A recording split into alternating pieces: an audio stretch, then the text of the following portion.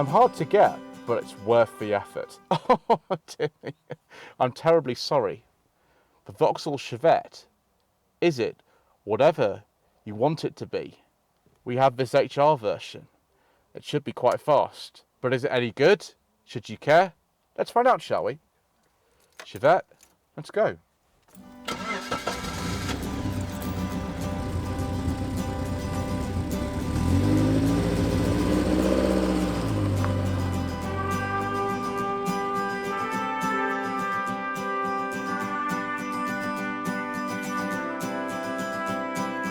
Here we are with anchors tying us to what we'll call home, even if the sight of it has not yet touched our eyes.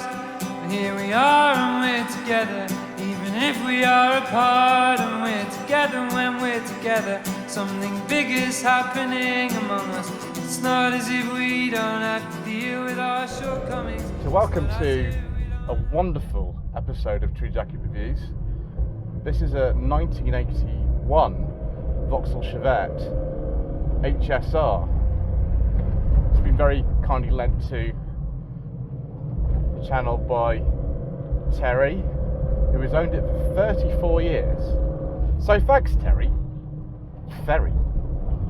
Before we get into more detail about the Chevette HSR, please take a moment to subscribe to the channel, like this video and leave a comment below.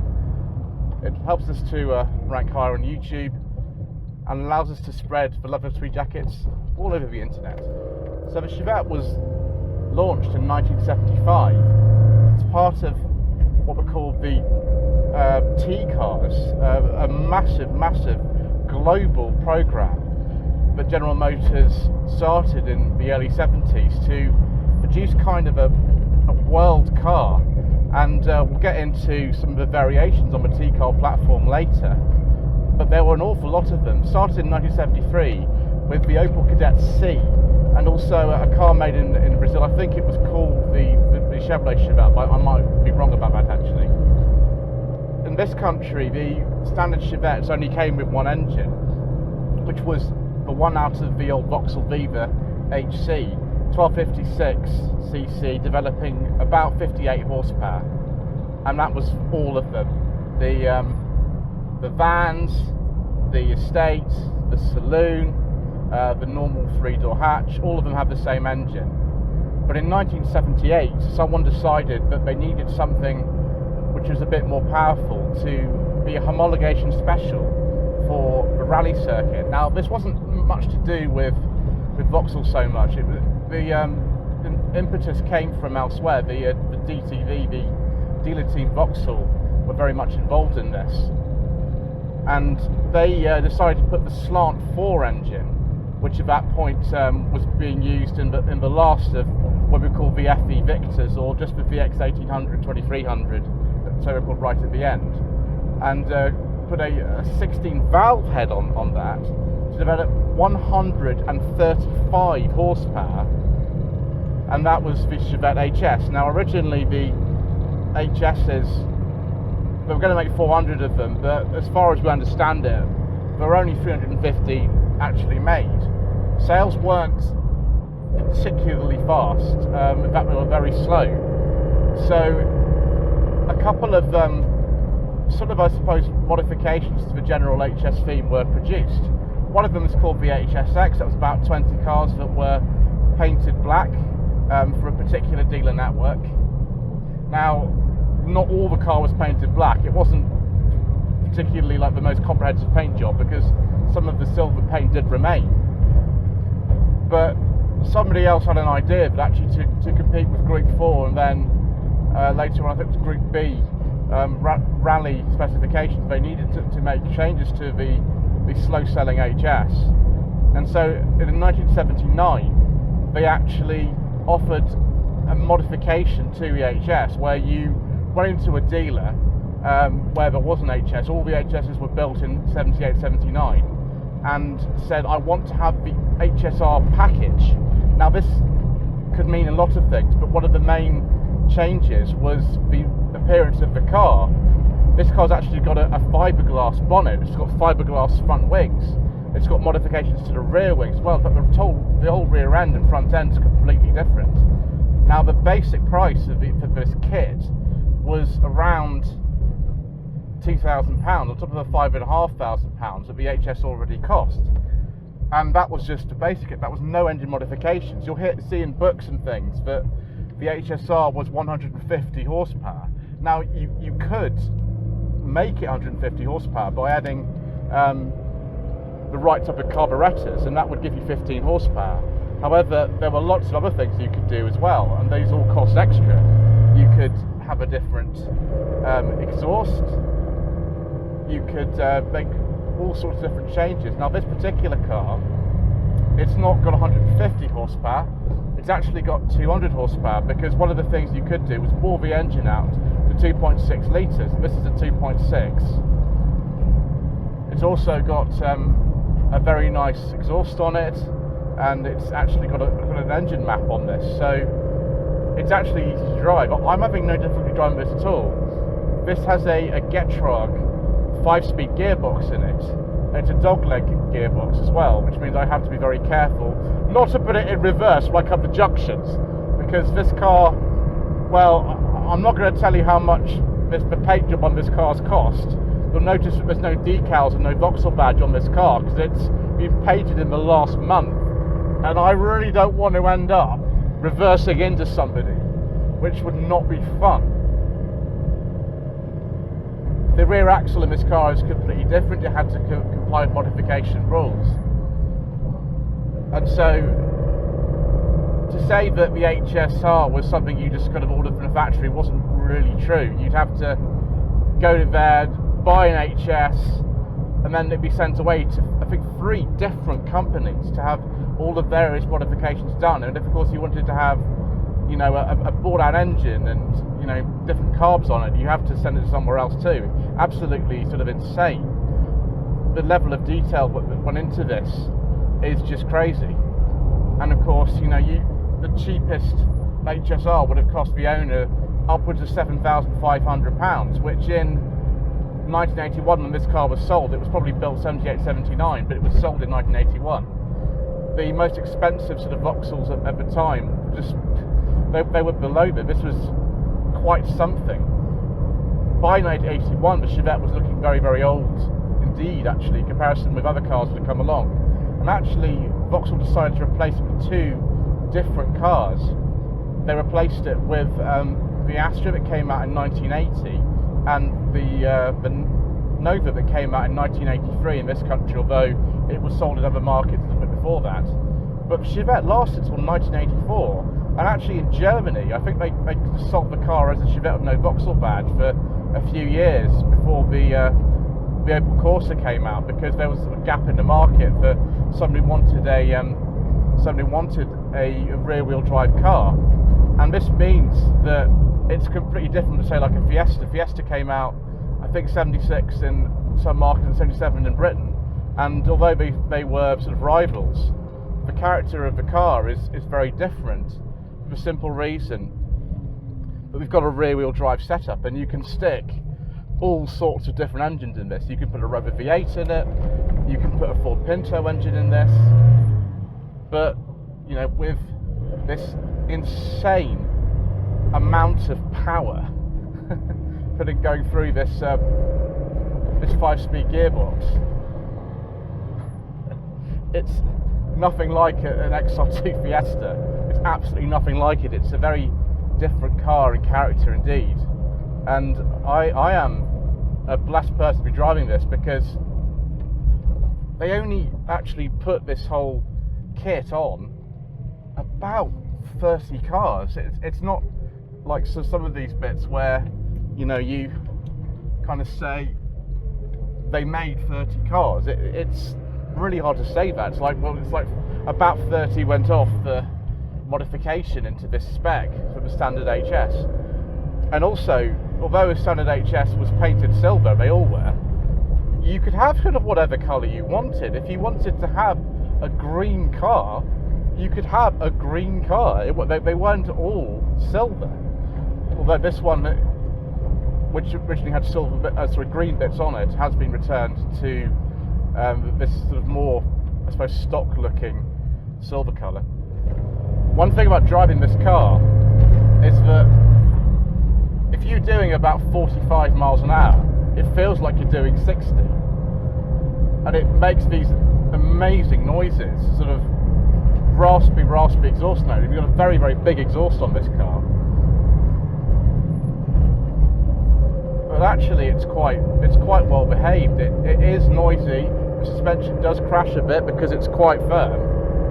Although bizarrely, in this particular car, it's got the standard Chevette suspension from the 1256 cc's, because when they tested it to see if they needed better suspension for the HS and HSR models, they found that they didn't need it. The front suspension was absolutely fine for handling all this extra power. The rear axle though is completely different. Actually, this car's got a modified Manta rear axle in it, because the Opel models of the time, they shared sort of common parts on the axle. Now you can fit obviously a Manta rear axle to this, but you have to obviously change the ends of it, and then you can put that axle into an Opel Record, but again change the end bits of it. So it's kind of a modular part system in that way. And this one, of course, it was sort of competition homologation type, but you can't really put more than say 200 horsepower through the back axle, and this car is developing about 200, because, well, you blow the axle, and that's not good, because these are such rare cars and the parts are hard to get that you don't really want to be doing that. Another modification that Terry's made to this is to change the original disc and drum setup for all-round discs, although the parts to do that involve, you know, bits from a Fiesta, bits from a Golf, that kind of thing. We've actually got competition pads which work better the more they're warmed up. And actually the brakes are pretty good. I wouldn't want to drive one of these on the original brakes. That would be a bit scary. But this seems fine. It's actually surprisingly comfortable to drive. The driving position is a bit more akin to something like a Maxi or something like that. It's not like a modern car, but the seats are surprisingly comfortable in this. 0 to 60, we think in this is about 6 seconds. Top speed in this, you can go over 130 miles an hour, in which case you will be off the end of the Speedo, because the Speedo is a standard Chevette Speedo, and it only goes up to 120 miles an hour. So wherever you are in your Chevette HSR, presumably you'll be doing that on the racetrack or the autobahn or something. You've got to sort of laugh at the fact that you're going to go off the end of the Speedo. Another thing I've noticed in this is that compared with the standard Chevettes, which didn't have rev counters, this has got a nice rev counter. That means the fuel gauge has been moved down to the bottom of here. So you've got a glance at the instrument pack just down there, which I think is quite amusing. Steering is very good. Obviously no power assistance, no Chevette had power steering, and just the sort of nice balance to the chassis. Very appreciative as well of the fact that this gearbox is got quite high ratios in it. So first is really, really long. That's suitable for maybe it's like 25 miles an hour. So you have to drive this quite differently from how you'd imagine, but it is a pleasure. About 3,500 will go up the hill in fifth. Leave it in fifth. So Terry just told me to leave it in fifth, go up to about 3,500 and off we go. We're pulling 200 Newton meters of torque in this, so it's not really a problem to do that. For a standard Chevette, and I remember those when I was younger, I mean there's so few left now, it's unbelievable how few Chevettes there are left. They had trim levels as a base Chevette and an L at the beginning, and then later on the E, which was super stripped out, and then the GL and GLS, and later on the ES. And there was a market for these right up until '84 in this country. The last Vauxhall actually ever with any independent styling of Opel, because the Mark 1 Astra that I drove on Sensible Secondhand Classics back in December, that was all the work Opel. There was no Vauxhall input, whatever, even though it was built in Britain, the Astra from 81. So the Chevette and all the other variants on the T-car platform all have their own little differences, but the only things that are the same on all of them are things like the bulkhead and the doors. Like, you know, other things are different. Weirdly, they never offered a 5-door hatchback, and they never offered a 5-door estate either. It was a 3-door estate and a 3-door hatchback, but you could get a 2 or 4-door saloon. I remember many years ago, my childminder's family, they actually had a Chevette. It was, I think, an 82. I think it was an L with an optional rubber rear spoiler on the back, and this tartan interior, although it's not the same tartan interior, does remind me of that. So we've got bits of an aftermarket kit in here from Panther Westwinds to put like a glove box in here and other things. Right, I think that's enough about me sort of driving the car. I think what we'll do is we'll go and pull up outside Froxton Circuit, and we'll take a look at this car in more detail.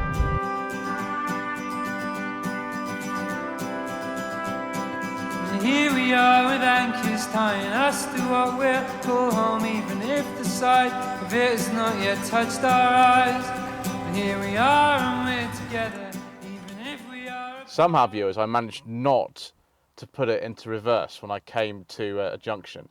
That was a lot of fun, noisy fun, but a lot of fun.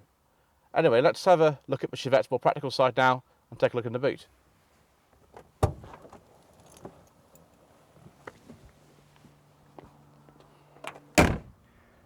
At the rear of the car, we can really see the modifications that were made over the standard HS and the other Chevette models. Got these very, very flared out arches that are actually fiberglass. This is why that when I said that you could have this car in whatever colour you wanted, it's because you needed to sand down the original bodywork anyway, so it didn't really kind of matter about keeping the original silver, but this car actually is. And, you know, different rear bumper, twin fog lamps on this one for some reason, which is nice. Need the key, which I've got here to open the boot.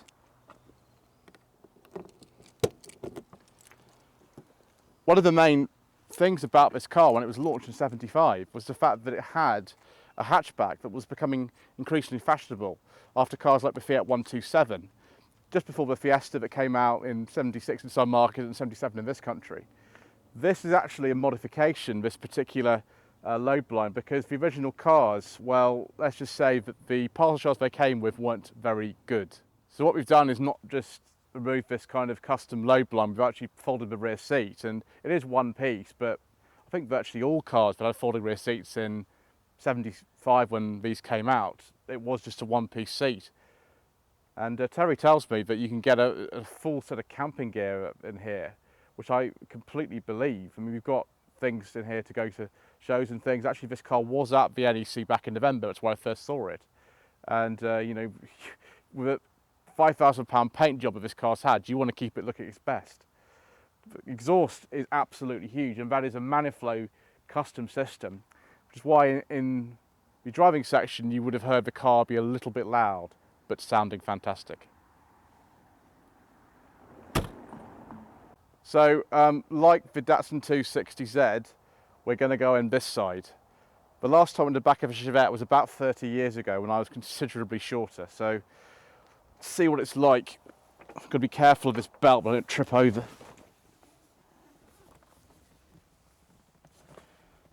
Oh, and that's okay. If I just move the seat back and see if I actually fit inside. Yes, I'm actually in. There's not a lot of room in here, but what I do have are 2 ashtrays, which is marvellous. And I think on some of the later cars you get rear seat belts. You didn't actually need them fitted until 1987, I think. So it hasn't got any, but it's all right. I mean, I could go for a little short journey in here, but it's best if you don't have long legs, really.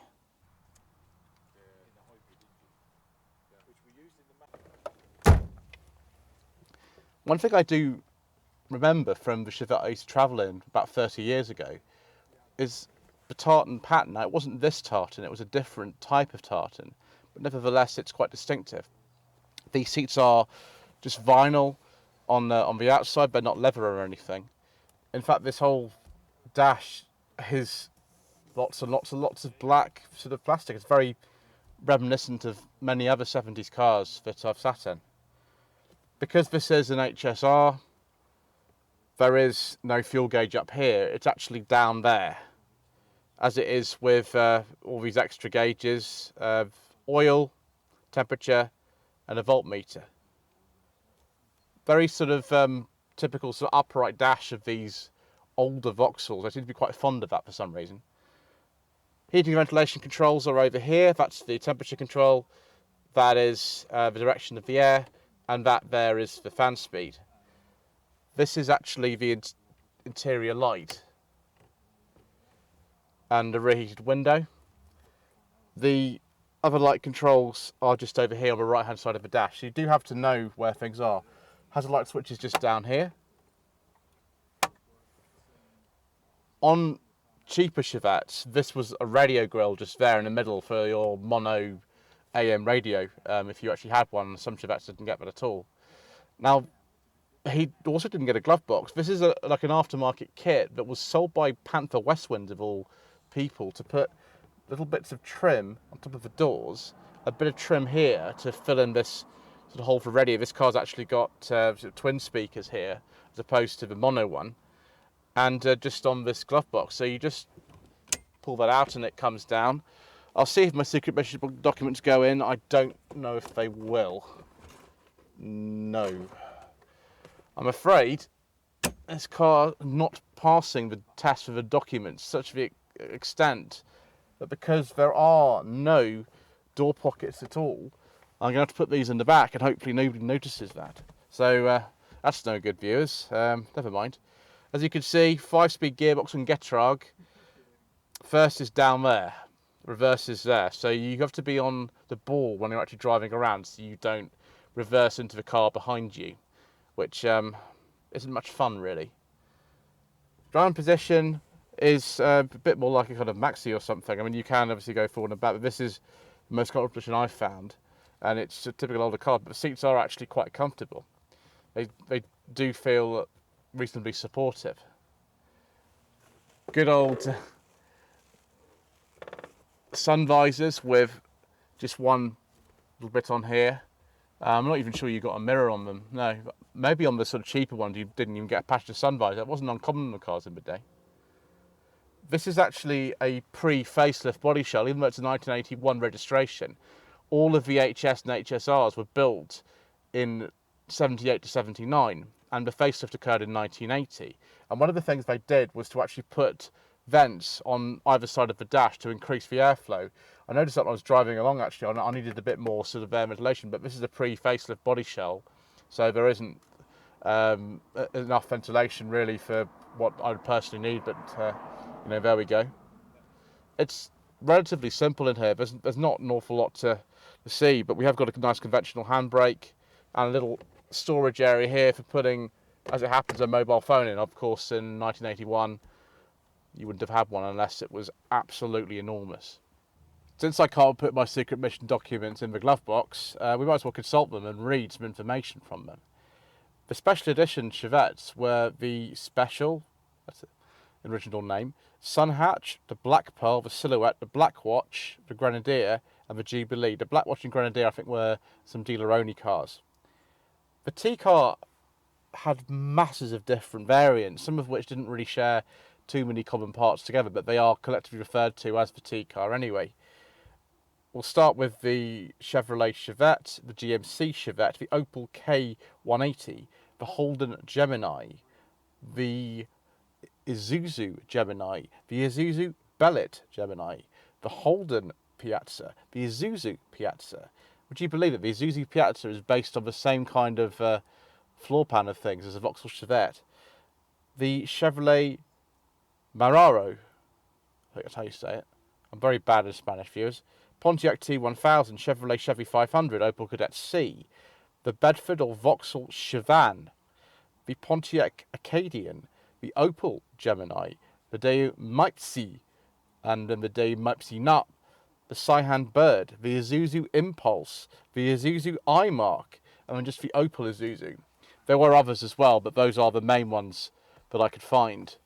They really, really got their money's worth off this platform.